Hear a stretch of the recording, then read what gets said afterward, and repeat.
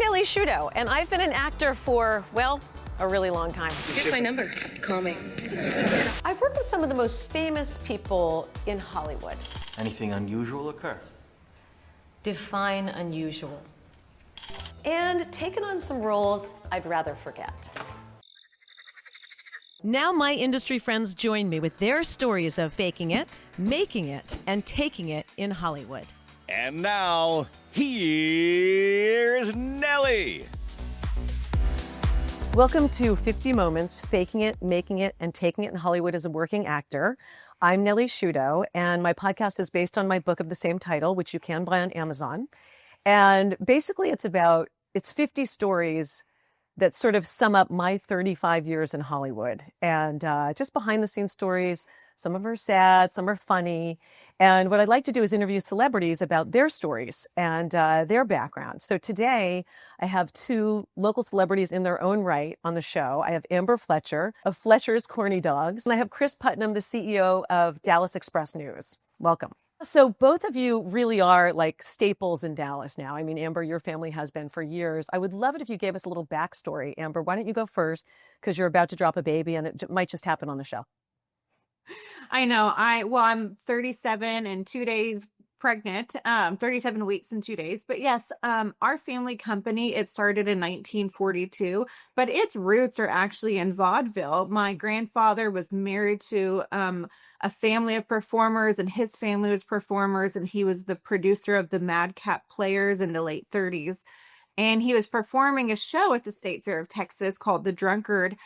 And it was said that it was kind of towards the end of his, performing career. He still did some acting, but got offered an opportunity for a food booth at the State Fair of Texas, and just was inspired by a local dish that he and his brother spent a couple years working on, just kind of tweaking the recipe until they had what is known today as the Corny Dog, and they introduced it in 1942. And it's been, we just wrapped up our 83rd year at the State Fair of Texas. Well, and what do you do for the business? So I'm one of the co-owners, and I'm also our head of marketing. But, when you're an owner of the company, which there's three of us, we all share roles. We'll do emails, inventory, merchandising, signing checks. I mean, you really do everything, but I mainly handle emails, scheduling events, the marketing, the social media, and then just some of the backside logistics with just catering and scheduling. Chris, tell us about Dallas Express News and how you came to be a part of it. Yeah, sure. Because you have a very interesting background that led you here. Yeah, interesting and diverse, I suppose.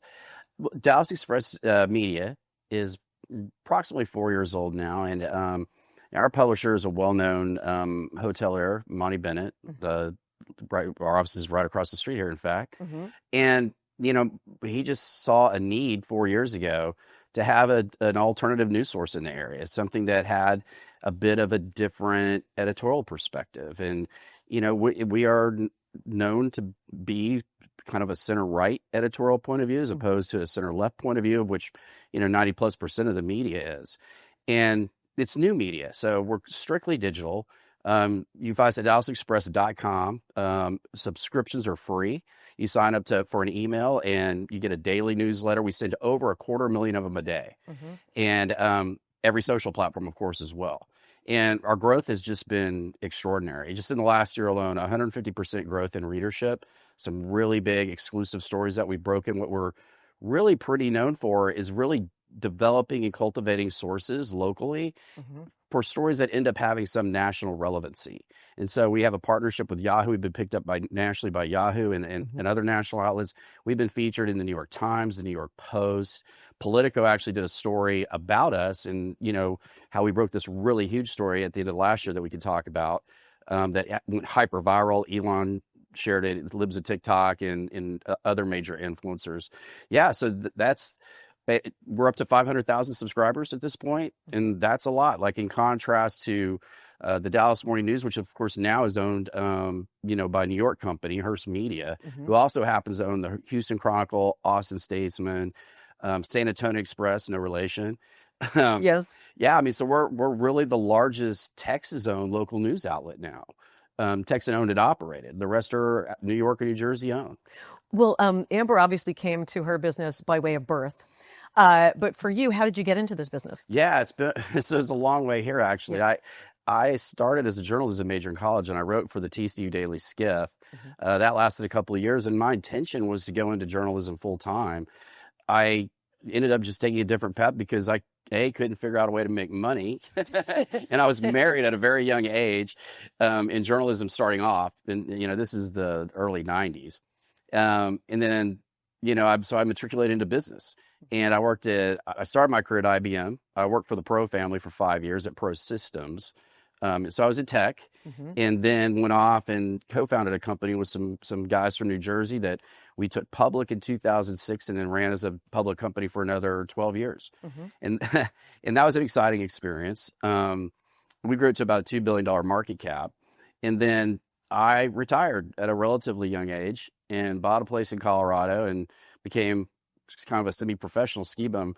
I don't even know if it qualifies as semi-professional because I wasn't getting paid anything. Mostly the money was going out. Yes. But yeah, early last year, I was asked to provide a referral to the team at Dallas Express to find a new CEO. And I'm like, I think I might want to do it. And it just happened to be kind of an interesting skill set with the background, in journalism and of course a business background. And I've been involved in politics a lot too, and basically across the Metroplex. Right. And that's important just because of the relationships, and that's where you ultimately end up finding quality sources. Yeah. Yeah. And I was going to say to you, I grew up in a news family. Amber, I don't know if you know this, but my mother was a journalist. My brother's a journalist. All my jobs were at Newsweek. I grew up watching news the old-fashioned way. Like we would watch Walter Cronkite, do the evening news for a half hour. I can't remember what it was. And then all of a sudden in 1980, it was CNN, which was all news all the time. And, Fox News and all the other news networks followed. Now we And can your get brother's news. there, right? Yes, my brother's at CNN. Now you can get news all day long, anytime you want. And that's kind of the downside, by the way. it is. Well, I That's tell my people that question. you've seen it yourself. Like the news never stops. It never So stops. I never stop. Well, that's the thing. So what's your take on that? Because now obviously more people are getting their news online. Oh yeah. I mean, the contrast is our growth has been incredibly explosive. At the same time, print media is just really hurting. I don't know the exact numbers of print on Dallas Morning News, but their digital is like 66,000 subs. I'm at 500,000. Star Telegram, 27,000 total subs. I mean, so they're just really struggling. And but the online world is growing rapidly, and new media in particular. And there was a real explosion last year. It was politically involved, but it was people started sourcing more from X and places like that. You have to be very careful there because there are influencers or people, citizen journalists that are purporting to be journalists, and they get a lot wrong on both sides. On both sides. So you have to be very careful there. But there's no doubt that that's a trend. And frankly, with a lot of baby boomers moving on, I guess the politest way to put it, and more young people who've known nothing but digital since the day they were born, Gen Z in particular. Yeah. I think that's the primary reason for all the growth. And I don't see it going back the other way. Yeah, I agree with you. And I remember a funny story with you. 3 years ago, I came to interview you for CBS, and we were gonna make corny dogs ourselves, and everything broke down. What happened? Like you couldn't make corny dogs, and I don't know how many people go to the state fair every day, but I imagine you had thousands of people who wanted corny dogs. Yeah, well, I mean, the state fair is only 24 days, and we prep for it, all year long. But I mean, that's just part of business. Things happen. And I remember on opening day, there was some kind of issue with either the plumbing or the gas line. And so one of our locations had no power for the gas. And so we could cook no corny dogs, which, I mean, when it's 10 a.m. and the gates open, I mean, you have to be ready. You have to be serving corny dogs.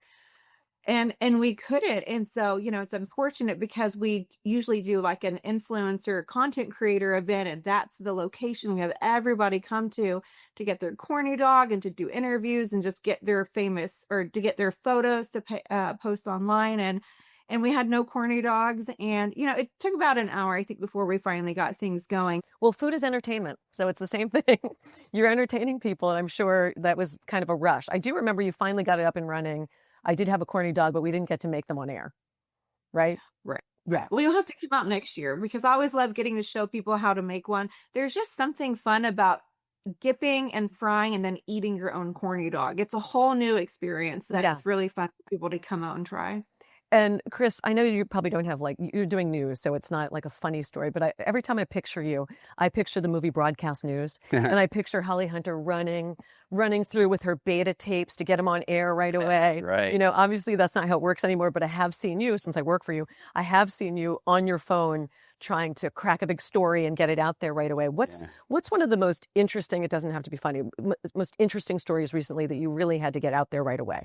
Oh gosh, it's like there's a different one every week. I mean, the biggest one we had in the last year was we did an investigative story on a congresswoman in Fort Worth who happened to be the chairman of the Appropriations Committee, and we were trying to find her to get her read on the continuing resolution vote at the end of the year as the administrations were transitioning, and we couldn't find her. And the short version of this story is she had been not there for 6 or 7 months, hadn't taken a vote, and again, very senior member, and had effectively was living in an assisted living memory care facility. Oh, wow. And so that story, because of just the extreme use case, kind of tied into a lot of the things that you were hearing about Biden and his mental acuity issues, or to be fair, other Republicans like Mitch McConnell, Dianne Feinstein, etc. So it became like this flash moment. And I'll never forget, I was when we broke it, I having been in Dallas for a couple of years now, I dine frequently at the bar at the Ritz-Carlton. Yes. I'm not proud to say, but I like the nachos a lot. Yes. They don't have Fletcher corn dogs there, or I'd be all over it. But get on that, Amber. Yeah, but that would actually, I would order that all day long at the Rattlesnake Bar at the Ritz-Carlton. That's actually a great There should be a way that you get that you get Dean Fearing to do some sort of Fletcher corn dog entree. That'd be fantastic. Anyway, so I'm sitting at the bar, and Elon grabs it, and I was literally on my phone. I just dropped the phone on the bar, and a lot of those guys know me because I'm there several times. They're like, "What just happened?" I go, "Everything just changed."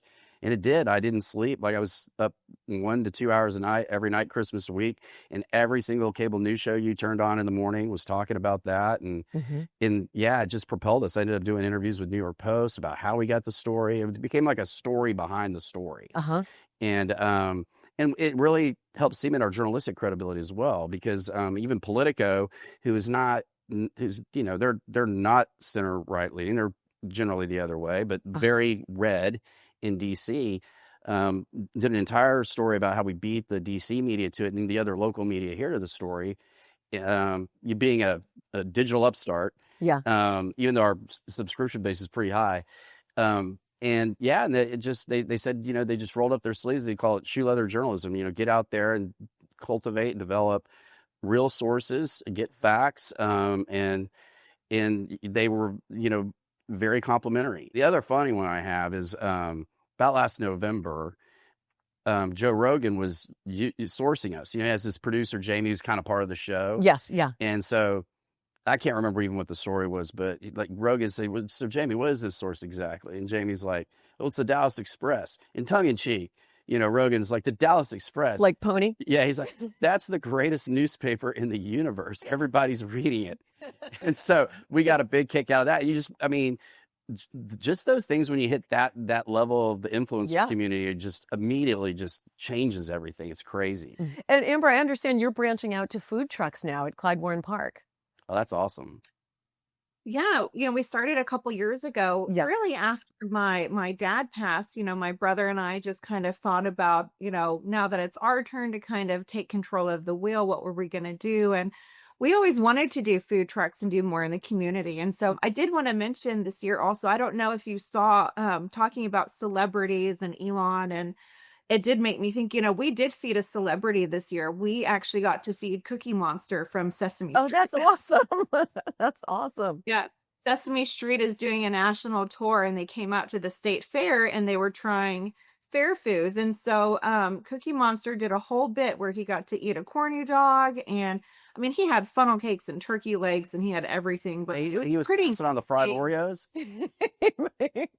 How could he pass? He ate so much. I can't remember, but it was so amazing. Childhood, just memory like that in person, eating your product. And then also we had we do nationwide shipping. And this year we shipped some corny dogs to Reba McEntire for the Texas OU game, and got a photo from Reba and her boyfriend Rex Lynn that used to come to the game and used to kind of hang out behind our stand and get corny dogs. And then they sent us a photo and let us share it online of them wearing Fletcher shirts and eating corny dogs while they're cheering on the game. And it was a really neat experience. So what's next for each of you, aside from getting together with Dean Fearing and having her have an appetizer? It's your idea. You're going to get credit for it. What's next for each of you? You're gonna drop a baby any day now. Yeah, so I'm due in about 2 weeks. So, maybe I'll take, 2 weeks off after that. And then I'm sure I'll have to kind of get back to doing some emails. But really, we just want to focus on, our priority is what does our customer want and where do they want us to go? Because we don't want to be who we're not. We don't want to do things that just isn't part of our brand. And really, we just want to continue to put out great corny dogs at local events and communities, even nonprofits. And so really, we just want to kind of continue doing what we're doing right now, which is just the State Fair of Texas, local events, catering, and our nationwide shipping. And we just want to make sure that every product that we're putting out there is the best corny dog they've ever had, the one that tastes the same that they've been eating for decades. And so I feel like our goals are simple. It's just to keep making people happy with corny dogs. Chris, what about you? What's next for you at Dallas Express? Yeah, before that, I just want to say, just so, for Amber, like, it's the fair and Fletcher has just been an incredibly important part of my life. We try to go every single year as a family. Didn't make it this year, but generally we do. And the most iconic photo I have of my father is like double fisting Fletcher's corn dogs right in front of Big Tex. Yeah, well, you're both doing so well in your businesses. And what I like is that you have a broad perspective and you reach a lot of people, but you also both remain local in a lot of ways. Like Dallas Express News has a local bent to it that's very attractive. I think that's really important. And of course, your business does as well. So, Chris, what's next for Dallas Express News? Yeah, well, much like Amber, we're going to listen to our readers and give them what they want. That's been a big part of our model. And what we do is definitely different, from what the legacy media does. But, people seem to enjoy it. And your point is correct. Like, the more local, the better. In the news business, we say hyper local. Yeah. And we do national news, and we've established a national brand now. But, Dallas in particular, and Dallas and Fort Worth, and just the surrounding metroplex, and there's just a million stories that happen here every day, whether they're political stories, lifestyle stories, sports stories, of course. I was just in here earlier shooting a sports episode, as you know. And so that's the fun of it. It's just kind of picking and choosing, which of what that kind of blend is of the ingredients, right? Yes. That keeps people wanting to consume it. And it changes. So it evolves. And so a lot of what we do is stay on top of that. And then, again, extend that national brand. And then we really do feel like there's this need now that like all of these other media outlets that service the large Texas cities are owned by, New York and New Jersey companies that, that there is a Texas perspective still. And again, we're 100% Texas owned and operated. And so I think you can expect to see us extend a brand, whether it's the Dallas Express brand or another city's name, yes, into our model going into next year. I want to say both of you have been wonderful on the show, and I'm so glad you got to meet each other. I thought it was a good combination, and just thank you, and thanks for being on. Yeah, and good luck, Amber, with the baby. Thank you. And thank you for having me on as well. And hopefully I'll get to see you next year and you can come fry a corny dog. And I will for sure. Yes. And as I always like to say to people, have a good baby. I want to go to that. I want to go to that pre-event. Yes. Yes, I should have brought you. I'll bring you. You're a good guest for those things. So that's been another episode of 50 Moments. Thank you so much for tuning in, and we'll catch you next time. For information on my book, check out nelliesblog.com, and I'm on all social media platforms. Just search for Nellie Sciutto.